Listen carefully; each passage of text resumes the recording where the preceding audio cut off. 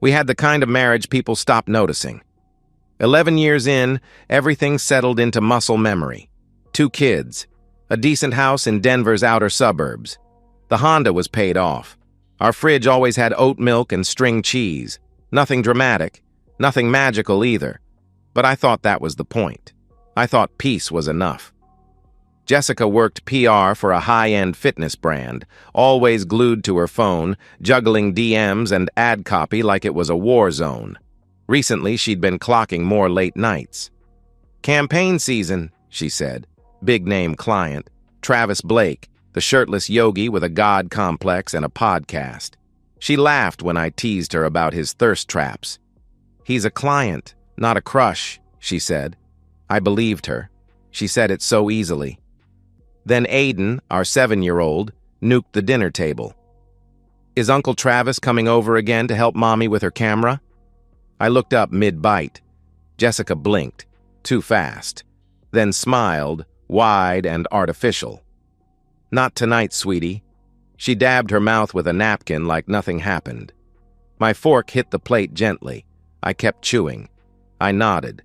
My face didn't change, but my insides tightened like a fist. "Uncle Travis?" That wasn't a nickname a PR rep gave to a client. That was a comfort name. A child's name for someone who's been over more than once. Someone coached into familiarity. I finished dinner. Didn't say a word. Didn't push.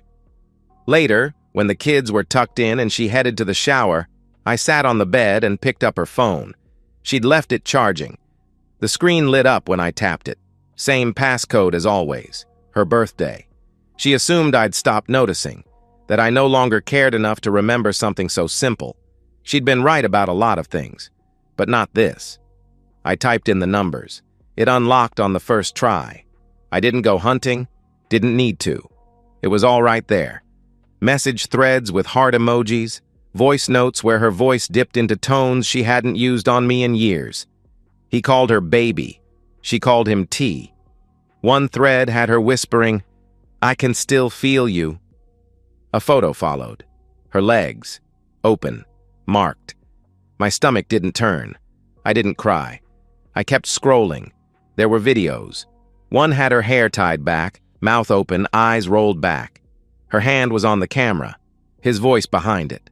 I watched for 6 seconds, then swiped to the next, and the next, and the next. I wasn't watching to torture myself. I was gathering. I found a screen recording, her laughing, sending Travis a clip of herself on our patio. "He still thinks I'm working late," she said, biting her lip, proud of it. She didn't just betray me, she joked about it. That was worse than the sex, worse than the lies.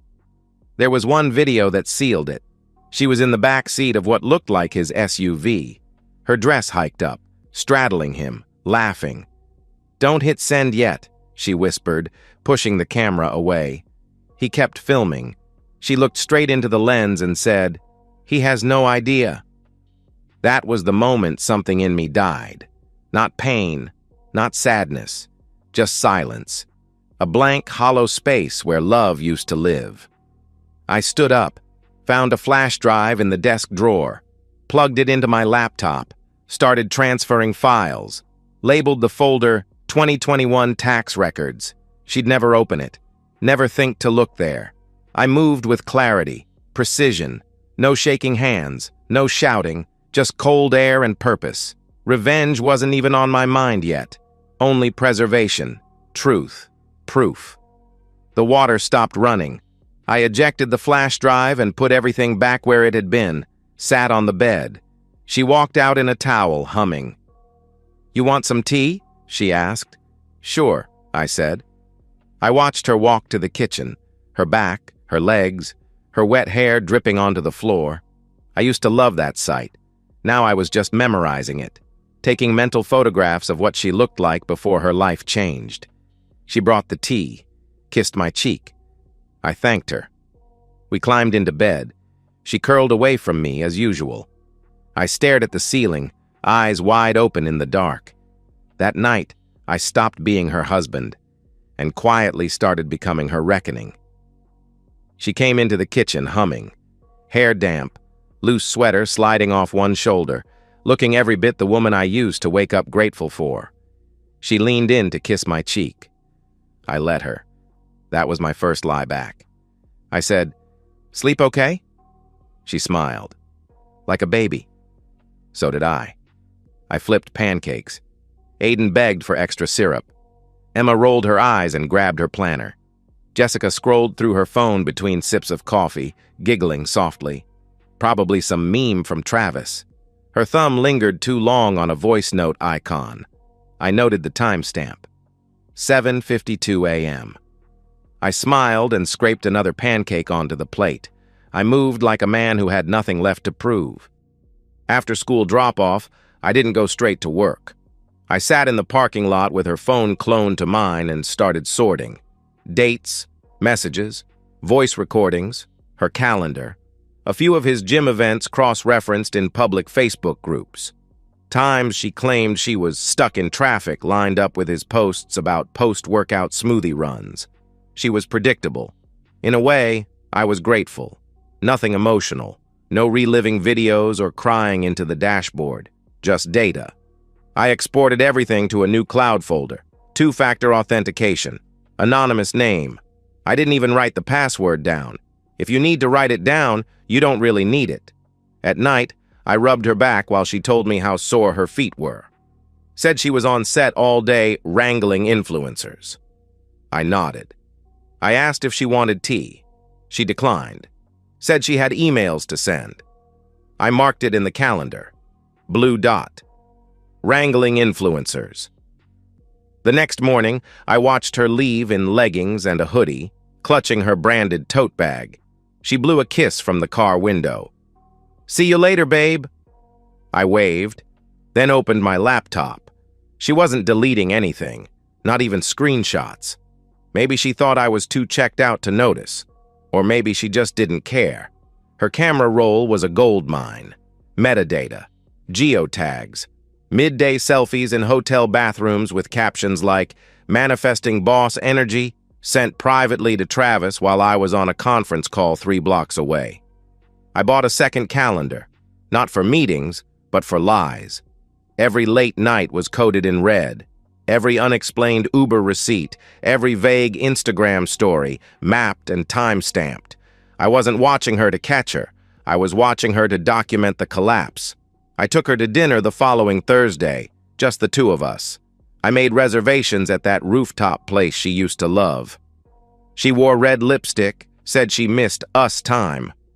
I toasted to 11 years and told her she looked beautiful. She smiled with her whole face, the way she used to before guilt warped the edges. And I realized something. She believed me. That was the scariest part. She still thought she had me. Later, when we lay in bed, she brought up the kids' school fundraiser, asked if I'd volunteer for the auction table again this year. I said, "Sure." She talked for 5 minutes. I nodded twice. She didn't notice how I hadn't said anything real in weeks. Silence carries weight, but only to people who still feel it. She told me she'd be gone that weekend for a branding retreat. Said she was handling merch logistics for Travis's podcast launch. Used the word logistics twice, overcompensation. I said, "Sounds exciting." She kissed me goodbye Friday morning and said not to let the kids eat too much junk. That night, after they fell asleep, I unlocked her external drive. I'd seen it 1,000 times lying on her desk. Labeled Campaigns Master, the kind of thing a husband's supposed to ignore. Inside were folders, photo shoots, bloopers, unedited reels, and beneath it all, buried 2 layers deep, a folder named J+TRAW, password protected. Her go-to password worked on the 3rd try. It wasn't porn, it was video logs. Her talking to the camera, giggling about his soul connection. Her confessing that she didn't feel like a wife anymore, just someone managing a brand partnership with her husband's name on the mortgage. Clips of them goofing off in hotel rooms, her filming his abs, him kissing her forehead. It was a digital scrapbook of their affair, and I copied every second of it. I didn't feel broken. I didn't feel angry. I felt clean, controlled, like a man rebuilding himself plank by plank. Each piece I archived was a tile in the mosaic of her undoing. I didn't want a dramatic confrontation, didn't want to scream or throw things. That would only feed the part of her that still wanted to feel powerful. No. I wanted her to realize, months from now, maybe years, how meticulously I had built the bomb while she smiled through breakfast. I wanted her to see the full picture and realize she'd walked into it willingly, and that I never raised my voice once. She always laughed when I said I'd help with her content. "You wouldn't know where to start," she said once, half-dressed, applying eyeliner for a reel. She was right. I didn't understand her brand language then, not the aesthetics, the cadence, the filters, but I understood it now, intimately. She never changed the admin password to her brand account. She never thought she had to. I was the boring husband who never checked Instagram, let alone her scheduling software. She forgot who helped her build the back end when she launched 2 years ago. I still had access. And arrogance, not cruelty, is what leaves the back door open. Logging in was like stepping into the brain of a woman who had no idea she was about to implode. Folders filled with pitch decks, video drafts, DMs with brand reps, all there. Her upcoming event was called The Elevation Experience: Wellness, Empowerment, Sexual Energy as Creative Force. Travis was listed as a surprise guest speaker. A leaked agenda on her Dropbox called him her sacred masculine co-host. Every click sharpened me. She'd left everything in there. Even old backup drives she must have imported from her phone.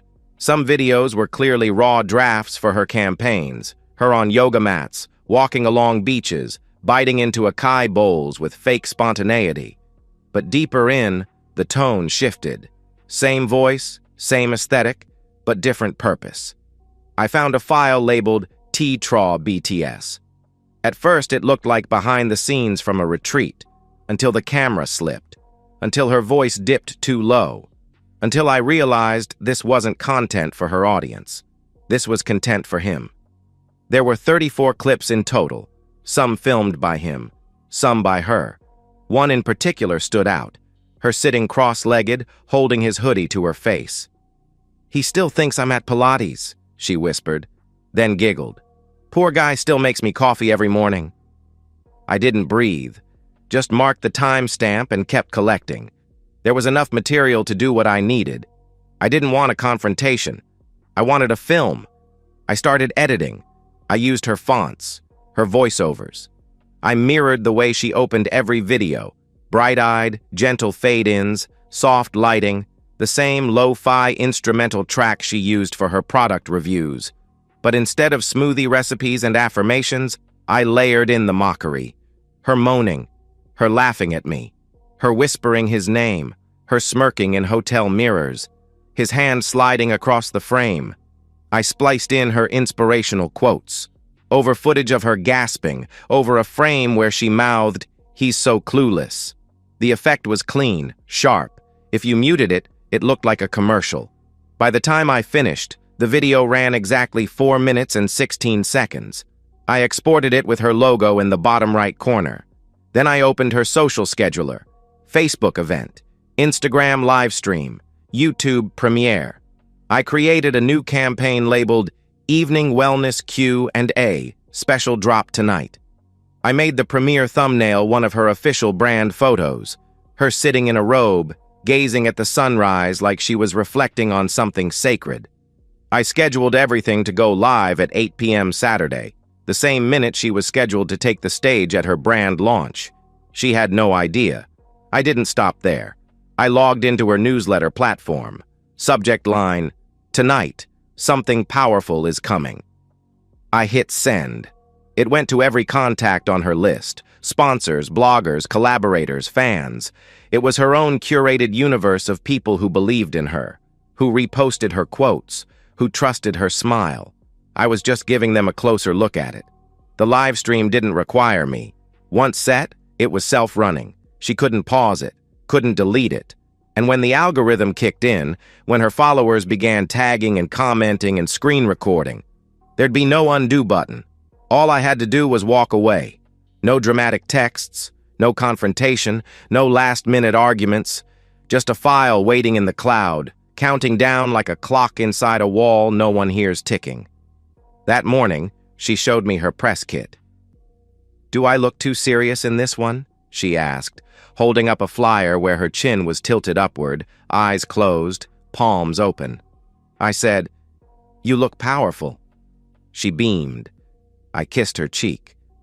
Later, I watched her leave in a white jumpsuit and designer heels, hair curled, lips glossed. Her assistant texted that they were running ahead of schedule. Her makeup artist posted a reel of her backstage adjusting the mic, nodding at a producer. She thought this was her night. She thought she was ascending. And in a way, she was. Only not to the place she thought. She walked onto the stage like she was floating. White jumpsuit hugging her just right. Chin tilted, eyes scanning the crowd with curated humility. People clapped like she'd already won something. Jessica smiled like she believed it. Behind her, a massive LED screen shimmered with soft gradients and her brand's logo pulsing faintly in the corner. The elevation experience in sleek serif. Her name above it, slightly smaller. She took the mic with both hands, let the applause swell, then settled. "I just want to thank all of you for believing in what we're building together." They believed, because she made them.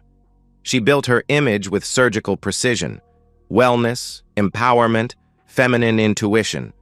She sold her betrayal as self-actualization. I sat near the back, by the espresso cart. One foot resting on the other, a lukewarm cup in my hand. No one looked twice. Just another +1 killing time.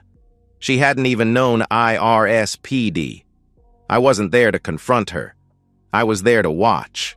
She talked about sacred spaces, energy realignment, future partnerships. She used words like collective nourishment and emotional architecture. Her voice wrapped the room like a throw blanket. And then, at 8:03 p.m., the blanket caught fire. The screen behind her flickered, not glitched, shifted. Her logo vanished. A new video cue appeared. The audience stilled. A few confused murmurs. Someone coughed. She paused mid-sentence, one hand raised toward the screen behind her. A frame appeared. Her bedroom, her sheets, her body. No sound at first, just images. Her smiling, straddling him, their faces close, mouths moving, his hand on her thigh. Then her voice came in, giggling, breathless. "He still thinks I'm working overtime. Poor guy probably made me tea." And there it was. The room didn't explode. It imploded. That kind of silence has mass. It wrapped around the room, pressing in from the corners. One woman actually gasped. Another looked down. A blogger near the front held her phone up, recording the screen with a shaking hand. Jessica turned slowly. She looked like she didn't understand. Then she did. And her face drained. She opened her mouth like she might salvage it, might spin it. But the video rolled on. More clips. Her laughing in the mirror. Him calling her goddess. Her whispering, "Let's see how long till he notices." Her own logo still watermarked in the bottom corner. Her brand fonts, her transitions. Her betrayal, dressed in her own packaging. Someone in the third row stood up. A man in a tailored suit. He didn't speak, didn't gesture, just walked out. She watched him go, her mouth still open. That was her boss. Phones lit up like fireflies, notifications pinging, some attendees turning to leave, others recording. She blinked fast, trying to speak again, but the sound of her own voice kept playing over her. It was her voice that broke her, not the visuals, not even the gasps. It was hearing herself laugh about it all. "That's my favorite part," the version of her on-screen was saying. "He thinks I'm out saving our future, and I'm just out here saving orgasms." A brand rep whispered something to another, then walked toward the exit. I didn't need to hear it. It was the kind of whisper that ended contracts. I kept sipping. Jessica stood frozen, blinking into the stage lights. Then she turned, heels wobbling slightly, and stumbled toward the curtains. Someone called her name. She didn't turn. Her coordinator reached for her elbow. She shook her off. The video continued playing as she disappeared backstage. On screen, her eyes were closed, lips parted, sheets tangled. Hashtags floated across the bottom. Sacred energy, healed woman, divine union. She had posted them before. Now they were coming home. Behind the curtains, she was crying. I could hear it from the hallway. I walked slowly, sipping the last of the bitter coffee. The walls were thin. Her sobs weren't dramatic. They were guttural, shocked, animalistic. The sound of someone falling off the map in real time. She was yelling at someone, maybe tech support, maybe her assistant. "Kill the stream! Kill it!" Then her fingers clicking furiously, nails against glass, buttons tapped too fast. But it was too late. The system didn't need her. The event was scheduled, automated, set to loop once. She had designed the very machine that refused to obey her. I stood just outside the dressing room, leaning against the wall. The coordinator passed me without a word. Then the man arrived. Mid-30s, black folder in hand, blazer, calm eyes, the kind of calm that means business. He walked into the dressing room like it was his office. "Jessica Miller?" he asked. She froze, red-eyed. Mascara streaked halfway down her face, hair sticking to the gloss on her lips. She nodded, tiny, childlike. He handed her the envelope. She didn't even look up, just took it, hands trembling. "Consider yourself served." Her mouth moved but didn't produce sound. Still holding the phone, still tapping, still crying. The live stream hadn't stopped. A screen in the hallway showed the video nearing its final seconds, just as she collapsed onto the makeup chair. I could see the chat pouring in. "What is this? Is this real? Oh my God." It was still her brand's channel, still her audience, still live. No one screamed. There was no dramatic breakdown, no apology screamed through sobs, no "please let me explain." Just her, in full view, and that was enough. Because sometimes the most devastating sound in a room isn't screaming. It's nothing. Just the sound of the mask hitting the floor. The next morning was quiet. No angry calls, no tearful voicemails, just stillness. Like the moment after a building collapses, when all that's left is dust and breath. She didn't reach out, not even a text, which told me everything. She was still in shock. I imagine she sat in the ruins of her own creation, scrolling through comment sections that once worshipped her, now dissecting her. She used to post about manifestation and feminine energy. Now they were posting about her, hashtags flipping from praise to parody. Travis vanished, deleted his stories, locked his profile. One vague post about needing to disconnect for mental health, and then silence. No defense, no denial, just gone. She called him, multiple times. He never picked up. Even betrayal has a hierarchy. And when everything burned, she learned she wasn't the priority. By midday, 3 sponsors had dropped public statements. Corporate PR teams work fast when reputations are at stake. I saw one statement framed as values misalignment. Another simply said, contract terminated effective immediately. None of them named her directly. They didn't need to. The video did that. Screenshots circulated faster than apologies. She tried to spin it, claimed she'd been hacked, said the footage was stolen. She posted once, a black square with white text, something about digital violence, boundaries, healing. The comments were brutal. People weren't stupid. Too many timestamps, too many angles, too many mirrors reflecting the truth right back at her. By Monday, I'd filed. Divorce, full custody, no emotion, just documents, just facts, timeline attached, screenshots labeled, metadata linked. Colorado courts don't care about sob stories. They care about impact, reckless endangerment, exposure, emotional harm. My attorney said I had an open lane. She had nothing but mascara and excuses. Her lawyer called by Thursday, wanted to settle, offered the SUV, half the equity, limited visitation, and a confidentiality clause. I declined. I wasn't negotiating. I wasn't angry. I was finished. The mortgage shifted into my name that same week. Her name was removed like ink peeled off glass. The SUV went up for sale. I dropped her podcast mic, ring lights, and vision board into boxes and drove them to Goodwill without a word. I didn't even keep the diffuser she loved. The kids?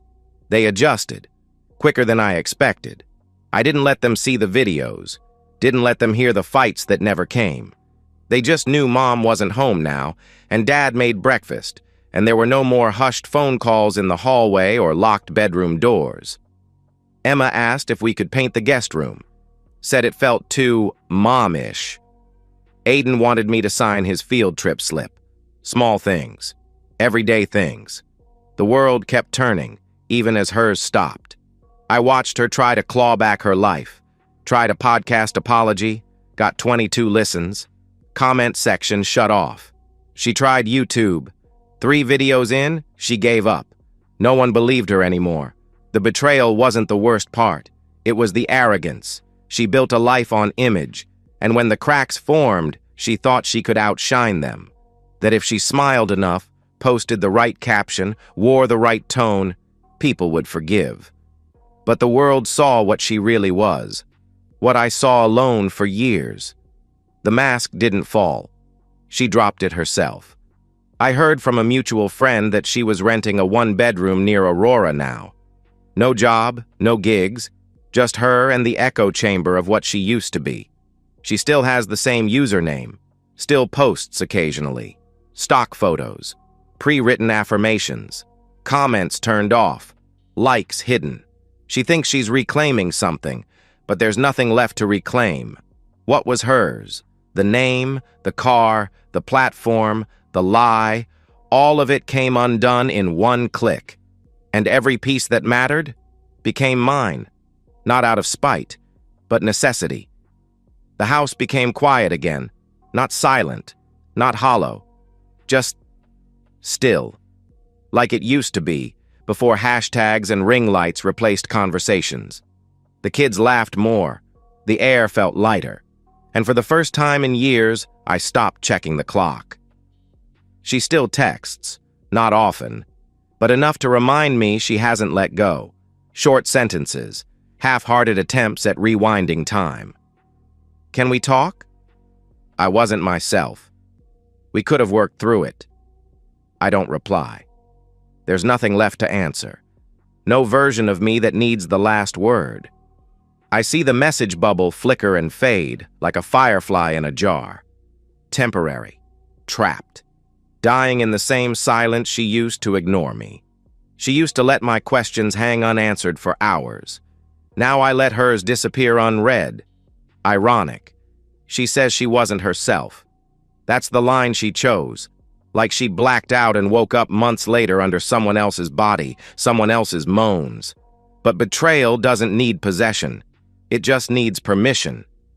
And she gave it, again and again, with clear eyes and steady hands. You don't whisper someone's name in your sheets by accident. You don't mock your husband on video and call it pressure. I've learned that apologies are rarely about the person they're sent to. They're sent for relief, for washing, for cleansing the conscience. She doesn't want forgiveness. She wants to be someone who was forgiven. She wants to believe the worst thing she ever did can be someone else's responsibility to resolve. But she doesn't get that from me. Not anymore. The world thinks I handled it quietly. I suppose that's true. I never posted a word. Never dropped cryptic status updates or shared breakup quotes with a black background. No new tattoo. No long drives into the woods. Just a man who got quiet, then rebuilt. They ask what happened sometimes. At work, old friends. You doing okay? I say, fine. But what I mean is, I wake up without wondering if the person next to me is real. I sit with my kids and listen, not because I have to, but because I'm actually present. I unlock my phone without the urge to check for damage. Fine is a freedom they don't have the words for. My revenge wasn't loud. It didn't torch her world in one blaze. It seeped in, quiet, cold. It turned everything she counted on to frost, then watched her try to walk barefoot across it. I didn't need fire.